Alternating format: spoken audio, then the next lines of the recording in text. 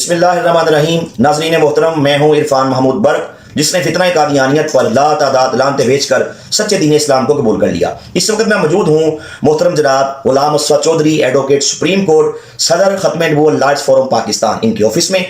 آپ نے دیکھا کہ چیف جسٹس صاحب نے قاضی فائز عیسیٰ نے چند دن پہلے قادیانیوں کی فیور میں ایک فیصلہ دیا، جس میں قادیانی جس نے بدبخت نے قرآن پاک کی تفسیر کو اس نے ڈسٹریبیوٹ کیا، جس کی پداش میں اس پہ ایف آئی آر ہوئی، لیکن چیف جسٹس نے اس کی فیور کی اور قادیانی کو اس نے رہائی دے دی. اس والے سے ہماری پوری پاکستانی قوم کے اندر ایک تشویش کی لہر پائی جاتی ہے، غم و غصے کی لہر پائی جاتی ہے کہ قادیانی جو کہ کائنات کے بدترین کافر ہیں، جنہیں ہمارے پوری امت مسلمہ جن کو کافر کہتی ہے، اور پاکستان کے اندر جن کے خلاف جو 74 میں تحریک چلی، جس کی پداش میں ہماری پارلیمنٹ نے قادیانیوں کو 74 میں غیر مسلم اقلیت یعنی کہ کافر قرار دے دیا. اس کے بعد قادیانیوں کے خلاف 84 کے اندر ختم نبوت کی تحریک چلی، جس کے اندر قادیانیوں کو شاعر اسلامی استعمال کرنے پر پابندی لگا دی گئی، جس کے تحت کوئی بھی قادیانی خود کو مسلمان ظاہر نہیں کر سکتا اور نہ کسی مسلمان کو پریچنگ کر سکتا ہے، اور کوئی بھی ایسی ایکٹیویٹیز جس سے وہ مسلمان شو ہو، شاعر اسلامی کی توہین کرے، وہ بالکل نہیں کر سکتا. اگر وہ کرے گا تو پاکستان کا قانون ہے 298BC کے تحت اس پہ ایف آئی آر درج کی جائے گی. اس کے بعد الحمدللہ ہمارے سے پہلے بھی ہمارے کابرین نے ختم نبوت کے پہرے کے لیے جانیں دی ہیں، مال دیا ہے. 53 کے اندر ختم نبوت کی تحریک کے اندر 10,000 مسلمانوں نے جام شہادت نوش کی ہے. ختم نبوت کا معاملہ انتہائی سینسٹیو ہے، قادیانی کائنات کے بدترین کافر ہیں. تو میں آج اس والے سے چوئی صاحب سے یہ پوچھوں گا کہ جب قادیانیوں کے خلاف یہ قوانین موجود ہیں، سپریم کورٹ کے فیصلے ہیں، 1993 SCMR ظہیر الدین بنام سرکار فل بینچ نے قادیانیوں کے بارے میں بڑا بہترین فیصلہ دیا کہ قادیانی خود کو مسلمان نہیں ظاہر کر سکتے. اسی طرح آپ کی فیڈرل شریعت کورٹ نے، اسی طرح آپ کی ہائی کورٹس نے جب قادیانیوں کی تمام ان کے باتیں دیکھنے سننے کے بعد بڑے تاریخ ساز قسم کے فیصلے دیے، تو پھر چیف جسٹس نے کس بیس پہ قادیانیوں کی فیور کی ہے؟ اس والے سے میں قانونی پہلوؤں پہ روشنی ڈالنے کے لیے چوئی صاحب سے پوچھوں گا کہ اس پہ آپ سر کیا کہتے ہیں؟ بسم اللہ الرحمن الرحیم. الصلاۃ والسلام علی خاتم النبیین. محترم عرفان برق صاحب، آپ کا بہت شکریہ، آپ نے موقع دیا. کچھ ایسے حالات اس فیصلے کے بعد پیدا ہو گئے کہ ہر بندہ جو ہے وہ ایک انتہائی پریشانی کے عالم میں ہے کہ یہ کیا فیصلہ ہو گیا، قادیانیوں کو فری ہینڈ مل گیا، کیا وہ اپنی دن رات جو ہے عبادت بھی کرتے رہیں گے، اپنے معاملات جو چلاتے رہیں گے، اپنے جو ایک ان کا ایسا مذہب جو ہے جس کے اوپر قانون میں آئین میں پابندی ہے اس کی ترویج کرتے رہیں گے، اپنی کتابیں اپنی تفاسیر چھاپتے رہیں گے. تو ایسی صورتحال میں آپ کو عرض کرتا ہوں کہ حقائق اس طرح پہ ہیں کہ قادیانیوں کے خلاف ایک مقدمہ تھانہ چنیوٹ میں درج ہوتا ہے، چناب نگر. یہ کاپی میرے پاس ہے، اگر آپ کا کیمرہ مین دکھا سکے. یہ ایک مقدمہ درج ہوتا ہے امتناع قادیانیت آرڈیننس کے تحت، اور اس کے بعد قرآن پاک کی توہین کے بارے میں، اور جو قرآن پاک کی پرنٹنگ کا قانون اس کی وائلیشن کے بارے میں یہ پرچہ درج ہوتا ہے. جس کے بعد اس پرچے کے بعد اس موضوع یہ ایک اصل میں واقعہ یہ ہوتا ہے کہ نصرت جہاں کالج جو ہے یہ ادھر آپ کے چناب نگر میں، وہاں پہ 7 مارچ 2019 کو ایک فنکشن ہوتا ہے جس میں مختلف جو ہے قادیانی اپنے ایونٹ کرتے ہیں، جس میں تفسیر صغیر کے نام سے جو قادیانیوں کی ایک تفسیر ہے، جس کو باقاعدہ گورنمنٹ آف پنجاب نے اپنے نوٹیفیکیشن کے تحت بین کیا ہوا ہے. اس کو آپ کا کیمرہ مین دکھائے کہ یہ نوٹیفیکیشن ہے حکومت پنجاب کا، جس کے تحت اس تفسیر صغیر کو بین کر دیا گیا ہے. اور اس نوٹیفیکیشن کے مطابق کوئی قادیانی اس کو نہ چھاپ سکتا ہے، نہ اس کی پبلشنگ کر سکتا ہے، نہ اس کو ڈسٹریبیوٹ کر سکتا ہے، نہ اس کو اپنے قبضے میں رکھنے کی بھی ان کو اجازت نہیں. جب گورنمنٹ نے بین کر دی تو اس میں باقاعدہ طور پہ لکھا ہوا ہے کہ یہ آئٹم جو ہے، یہ تفسیر صغیر کتاب جو ہے، اس کو قادیانیوں نے جو ایک تحریف شدہ قرآن پاک کا لے کے سارا اس کی تفسیر بنا کے مسلمانوں کو گمراہ کرنے کے لیے اس کو چھاپ کے تقسیم کرنے کا کیا. تو اس میں باقاعدہ نوٹیفیکیشن میں لکھا ہوا ہے کہ اس کتاب کو جہاں پہ بھی ہے، جس حالت میں بھی، اس کو فوری طور پہ ضبط کر لیا جائے گا، اور اس کو چھاپنے پہ، اس کو آگے تقسیم کرنے پہ مکمل طور پہ پابندی ہے. تو اس فنکشن میں انہوں نے عرفان صاحب وہاں پہ بچوں کو کتابیں یہ تقسیم کی تفسیر صغیر کے نام سے، اور اس کی باقاعدہ انہوں نے ترویج بھی کی. تو یہ جو قادیانی جس کی ضمانت سپریم کورٹ نے لی ہے، یہ اس ادارے کا سربراہ ہے. تو جب اس کے خلاف پرچہ درج ہوا تو باقاعدہ تفتیش کے دوران اس کا چلان بنا، اور اس کو چلان بنا کے عدالت میں پیش کیا گیا.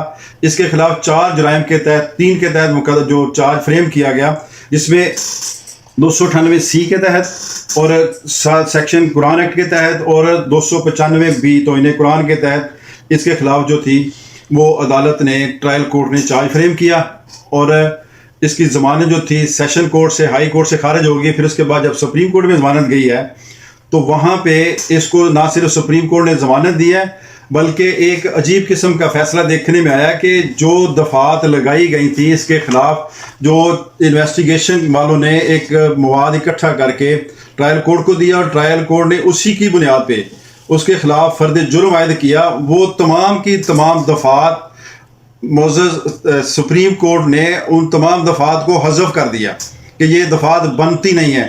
ایک نئی دفعہ انٹروڈیوس کر کے اس میں اس کو کہا جی کہ اس میں 5 سال اس کے 6 سال سزا ہے تو یہ 6 ماہ سزا ہے, 6 ماہ سے زیادہ جو گزار چکا ہے اس کو بیل گرانٹ کر دی گئی.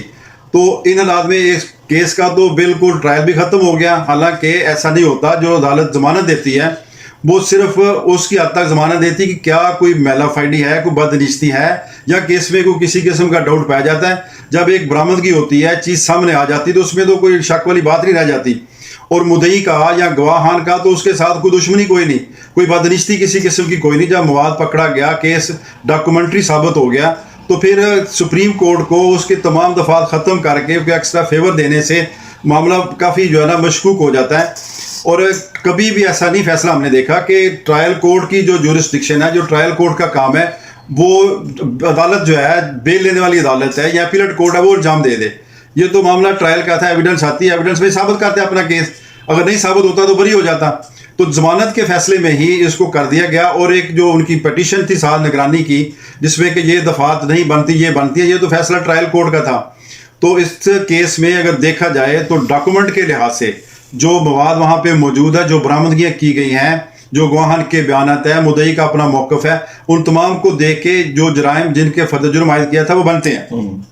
تو ان حالات میں اس فیصلے کے خلاف جو بھی لیگل ریمیڈی ہے کہ نگرانی کی ریویو کی شکل میں, نظر ثانی کی شکل میں, وہ انشاءاللہ ہوگی اور یہ فیصلہ ریورس ہوگا. اور اس کو ہونا چاہیے. اگر یہ فیصلہ انٹیکٹ رہے گا تو اس سے بہت سارے معاملات خراب ہوں گے اور بہت سارے جو کیسز چل رہے ہیں قادیانیوں کے خلاف وہ سارے ختم ہو جائیں گے. اس فیصلے میں یہ کہا گیا کہ جی قادیانیوں کو یا کسی بندے کو آئین تحفظ دیتا ہے کہ وہ اپنا جون سا مذہب اختیار کرے, اس کو فنڈامنٹل رائٹس ہے اس کے, جہاں اس کو یہ فنڈامنٹل رائٹ دیے جاتے ہیں وہاں اس چیز کو بھی منع کیا جاتا ہے کہ دوسرے کے مذہبی جذبات کو مجروح نہیں کرنا. دوسرا قادیانیوں کا اس پہ عقیدہ ہے کہ نعوذ باللہ وہ کہتے ہیں کہ دنیا میں دوبارہ محمد آ گئے.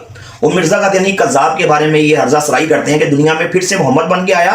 اور معاذ اللہ مرزے نے یہ بات لکھی, تذکرے کے اندر موجود ہے, آپ کو پتا ہے انا انزلناہ قریبا من القادیان, کہ ہم نے قرآن پاک کو قادیان کے قریب اتارا ہے. تو جب اس قسم کی باتیں پبلک میں آئیں گی تو کیا لوگ برداشت کریں گے سر؟ یہ اس طرح کوئی برداشت نہیں کرے گا. دیکھیں قادیانیوں کے خلاف اگر ایسا فیصلہ ہے تو ہمارا آئین جو ہے وہ ان کو کافر قرار دیتا ہے. اس کے بعد امتناع قادیانیت آرڈیننس ہے وہ ان کو روکتا ہے. اچھا, پھر ایک اور بڑی اہم بات ہے کہ جو ہمارا قرآن پرنٹنگ اینڈ پبلشنگ کا قانون ہے, قرآن ایکٹ جس کو ہم کہتے ہیں, اس میں ان کو قطعاً اجازت نہیں کہ کوئی قادیانی قرآن پاک کو نہ چھاپ سکتا ہے نہ اس کو آگے تقسیم کر سکتا ہے. تو اس کے لیے باقاعدہ جو پرنٹ کرنے والا ہے اس سے باقاعدہ طور پہ گورنمنٹ ایک ایفیڈیوٹ لیتی ہے, اس کو ایک بیان الفی دینا پڑتا ہے کہ میرا تعلق قادیانیت سے نہیں ہے. تو پھر اس کے بعد اس کو اجازت دی جاتی ہے. تو یہاں اس کیس میں وہ قادیانی ہے, کو قرآن ایکٹ کی بھی خلاف ورزی ہو رہی ہے, امتناع قادیانیت آرڈیننس کی بھی خلاف ورزی ہو رہی ہے اور آئین کی بھی خلاف ورزی ہو رہی ہے.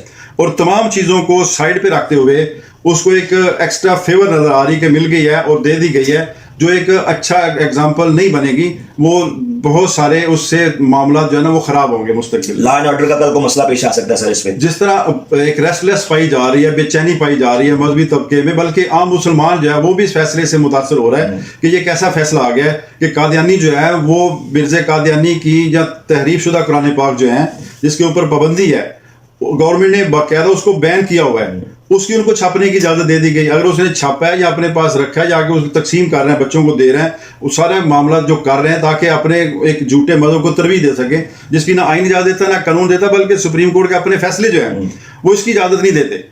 تو اس فیصلے میں تو ان کو اجازت مل گئی. وہ تمام جو فیصلے تھے ان کو بھی لوگ کہیں گے کہ جناب آپ تو سائڈ پہ رکھیں, یہ نیا فیصلہ آ گیا, یہ ایک نیا ریفرنس ہے, اس کو دیکھیں اور جتنے قادیانیوں کے خلاف کیسز ہیں وہ سارے ختم ہو جائیں گے. تو یہ ایک اچھا فیصلہ نہیں آیا. اس فیصلے کو ریویو ہونا چاہیے اور اس فیصلے کو واپس ہونا چاہیے.